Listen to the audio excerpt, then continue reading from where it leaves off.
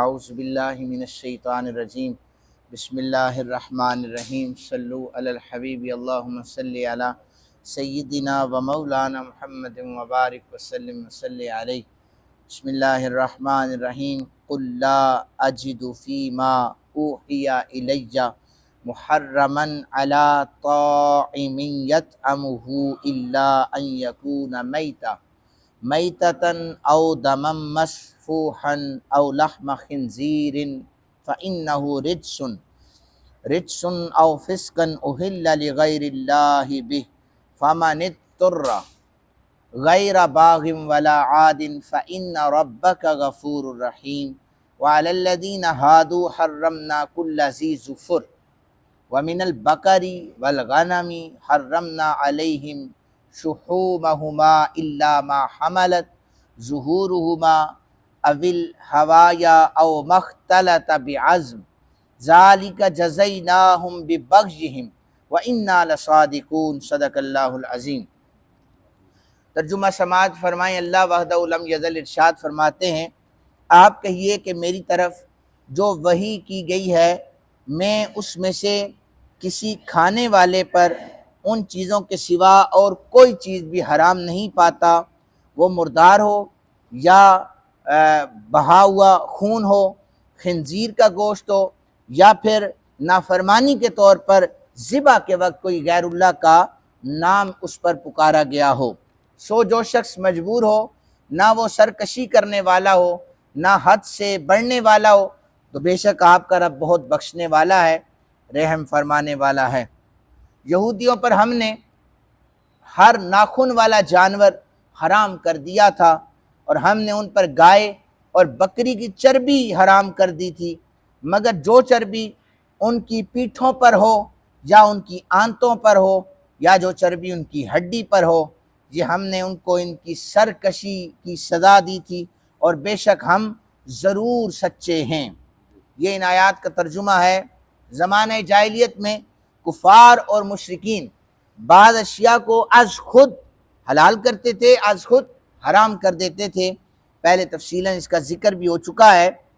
تو فرمایا کہ نبی علیہ السلام نے فرمایا، اللہ تعالیٰ نے وحی فرمائی، حدیث قدسی آیات کے ذریعے نبی علیہ السلام کو بتایا گیا، فرمایا کہ مجھ پر جو وحی کی گئی ہے، ابھی جو آیت ہم نے پڑھی ہے، اس میں 4 چیزیں حرام قرار دی گئی ہیں۔ وہ 4 چیزیں کیا ہیں؟ ایک مردار، اس کا گوشت نبی علیہ السلام نے فرمایا کہ وحی کے ذریعے بتایا یہ امت کے لیے حرام ہے۔ بہا ہوا خون جو نکل رہا ہے یہ امت کے لیے حرام ہے، اور خنزیر کا گوشت یہ بھی حرام ہے، اور جس جانور پر ذبح کے وقت غیر اللہ کا نام پکارا جائے، اللہ کا نام نہ پکارا جائے، تو ایسا جانور کھانا بھی یہ حرام ہے۔ 4 چیزیں یہ سورہ بقرہ اور سورہ مائدہ میں تفصیلاً ان کا ذکر ہو چکا ہے۔ بعد میں آہستہ آہستہ مزید کچھ جانوروں کو حرام قرار دیا گیا۔ آپ یاد رکھیں ایک بات کہ تورات، زبور، انجیل یہ بیک وقت نازل ہو گئی تھی۔ قرآن پاک جو تھا یہ وقت کے ساتھ ساتھ نازل ہوا۔ جب جب ضرورت پڑتی رہی احکامات کی تو اللہ وحدہ لم یزل نے اس کا نزول فرمایا۔ ڈائریکٹلی نازل فرمایا تو اگر فرماتا ہی اللہ تعالیٰ کی حکمت تھی کہ نبی علیہ السلام کی امت میں جو اضافہ تھا وہ اس ترتیب سے تھا کہ اچانک سے لوگوں کا شراب چھوڑنا مشکل ہو جاتا۔ پہلے انہیں حکم دیا کہ اچھا اگر تم نشے کی حالت میں ہو نماز کے قریب نہ جانا، پھر آہستہ آہستہ جب وہ عبادات کرنے لگے تو اس وقت شراب کے قریب نہیں جاتے تھے، پھر شراب کی نفرت پیدا ہونے لگی۔ یہ ساری چیزیں بیان کرنے کے بعد پھر اس کے بعد آخر میں جا کر شراب کو حرام قرار دیا گیا۔ اس طرح دیگر عباداتیں فوراً سے وہ فرض نہیں کی گئی، آہستہ آہستہ یہ اسلوب نبی علیہ السلام کی امت کے لیے اللہ وحدہ لم یزل نے رکھا ہے۔ اچھا، جب 4 جانوروں کا ذکر کر دیا، اس کے بعد فرمایا حرمت علیکم المیتہ، یہ ذکر کرنے کے بعد فرمایا کہ جو جانور ضرب سے مارا گیا ہو، کسی چیز سے، آلے سے، جو جانور گر کے مرا ہو، جو سینگ سے مرا ہو، جس کو کسی درندے نے کھا لیا ہو، جو بتوں کی وجہ سے ذبح کیا ہو، جو جوئے کے تیروں سے اپنی قسمت معلوم کرنے کی وجہ سے اسے مارا گیا ہو، یہ سارے جانور اللہ وحدہ لم یزل نے بعد میں حرام قرار دے دیے۔ پھر حدیث مبارکہ میں ہے، نبی علیہ السلام نے فرمایا پالتو گدھے کا گوشت کھانا حرام ہے۔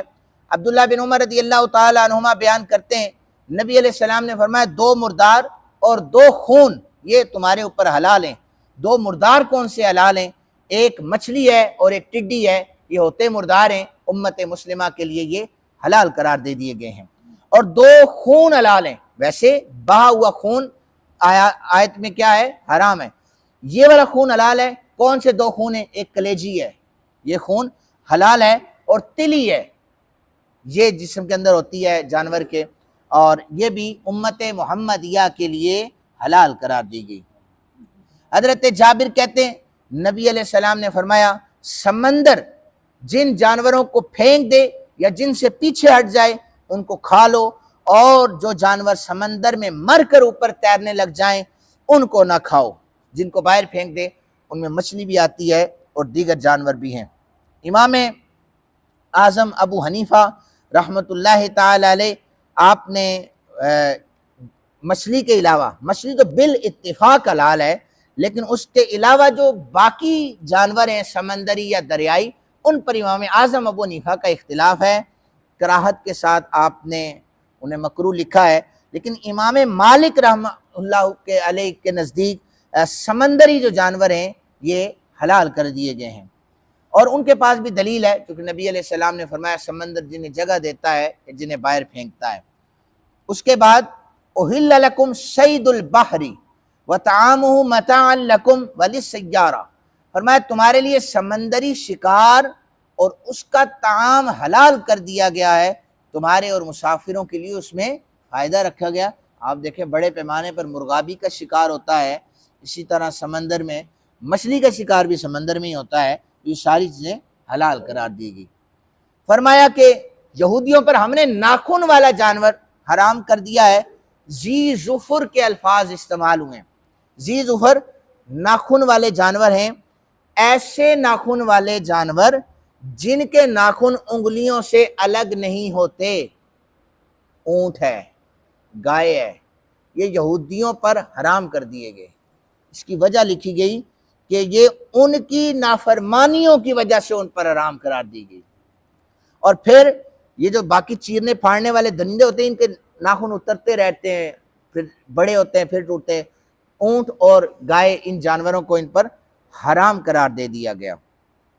نبی علیہ السلام کی نبوت پر ایک دلیل یہاں سے پیش کی گئی کہ یہودیوں کا جو طریقہ تھا، چونکہ میں نے عرض کیا کہ بنی اسرائیل کی سرکشی کی وجہ سے ان پر یہ جانور حرام کر دیے گئے۔ سرکشی کیا تھی؟ فرمایا یہ انبیاء علیہ السلام کو ناحق قتل کرتے تھے، اس کی سزا انہیں دی گئی کہ ان جانوروں کو حرام کر دیا۔ لوگوں کو اللہ کے راستے سے روکا کرتے تھے، اور یہ خنزیر کھاتے تھے اور ناجائز طریقوں سے مال اکٹھا کرتے تھے۔ فرمایا کہ یہ ساری چیزیں ان پر حرام ہیں۔ اب ماضی کی ایک خبر دی گئی، ماضی کی خبر یہ دی گئی کہ سوائے ان جانوروں کے جن کو حضرت یعقوب علیہ السلام نے اپنے اوپر حرام کر دیا تھا، اب یہ ماضی کی خبر تھی، یہ کس نے انہیں بتائی؟ یہ نبی علیہ السلام نے انہیں خبر دی، اس کو وہ مان رہے تھے۔ تو اگر وہ نبوت کا انکار کرتے تھے تو حضرت نبی پاک علیہ السلام کو یہ خبر کس نے دی؟ فرشتے کے ذریعے، وحی کے ذریعے پتہ چلی کہ جناب یعقوب نے جن جانوروں کو حرام کیا تھا وہ تو حرام ہے، باقی جو ہیں وہ اللہ تعالیٰ نے جو جو احکامات فرمائے ہیں اس طرح ہوں گے۔ تو ماضی کی خبر وحی کے ذریعے اسی کے پاس آتی ہے جو اللہ کا نبی ہوا کرتا ہے۔ تو نبی علیہ السلام کو نبوت عطا ہوئی تھی، یہ وہاں عرب میں رہنے والے کسی اور شخص کو ماضی کی خبر نہیں دی گئی کہ پہلے وقتوں میں کس نبی نے کس طریقے سے حلال اور حرام جو شریعت تھی وہ بیان کی تھی، یہ صرف ہمارے آقا کریم صلی اللہ علیہ وآلہ وسلم نے بیان فرمائی ہے۔ اللہ تعالیٰ سے دعا ہے احکامات قرآن کے حوالے سے ہم سب کو زندگیاں گزارنے کی توفیق عطا فرمائے۔ وما علینا الا البلاغ المبین۔